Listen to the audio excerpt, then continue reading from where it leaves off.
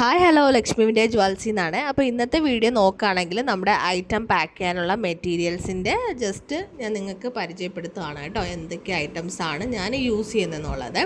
ഇത് പ്ലാസ്റ്റിക് ബോക്സാണ്. ഇതാണ് നമ്മൾ ഇതിനകത്താണ് ഇയറിങ്സ് എല്ലാം വെച്ച് പാക്ക് ചെയ്യുന്നത്. കാരണം അതിനകത്ത് ഡാമേജ് ഒന്നും വരാൻ പാടില്ല. കാരണം അതിൻ്റെ ബാക്കിൽ നമ്മൾ കണക്ട് ചെയ്യുന്ന പ്ലേസിൽ ഡാമേജസ് വരാൻ ചാൻസസ് ഉണ്ട് ബോക്സിൽ നമ്മൾ വച്ചില്ലെങ്കിൽ. അപ്പോൾ അത് കാരണം നമ്മൾ ഇയറിങ്സ് ആ ഒരു പ്ലാസ്റ്റിക് ബോക്സിനകത്താണ് വെക്കുന്നത്. പിന്നെ നമ്മളെ കാർഡ്ബോർഡ് ബോക്സ് 2 സൈസിലുള്ള ബോക്സാണ്. ഇത് കുറച്ച് വലിയ ബോക്സാണ് കേട്ടോ. അപ്പോൾ ഇതിനകത്ത് നമുക്ക് മൾട്ടിപ്പിൾ ഐറ്റംസ് വയ്ക്കാൻ പറ്റും. പിന്നെ സിംഗിളായിട്ടുള്ള ചെറിയ ബോക്സ്, അതിൽ നമുക്ക് സിംഗിൾ ഐറ്റം മാത്രമേ വയ്ക്കാൻ പറ്റുള്ളൂ. അപ്പോൾ ഈ ബബിൾ റാപ്പ് നോക്കുകയാണെങ്കിൽ ഏകദേശം ഒരു 100 മീറ്ററിൻ്റെ ബബിൾ റാപ്പാണ് കേട്ടോ. ഇത് അത്യാവശ്യം നമുക്ക് ഒരുപാട് നാൾ നമുക്ക് യൂസ് ചെയ്യാൻ പറ്റുന്നതാണ്.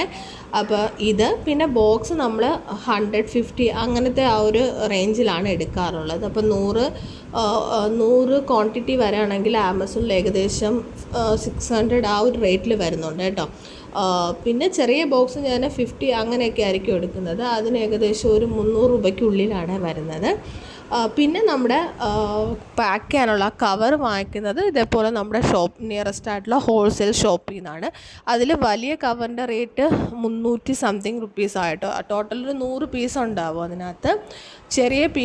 ചെറിയ സൈസിൻ്റെ കവറാണെങ്കിൽ അതിന് ഏകദേശം ഒരു 300 സംതിങ്ങിനുള്ളിൽ, 300 അല്ല 230 ആ റേറ്റിൽ വരും. അതും ഇതെല്ലാം 100 ക്വാണ്ടിറ്റിയിൽ വരുന്ന കവറുകളാണ് കേട്ടോ വരുന്നത്.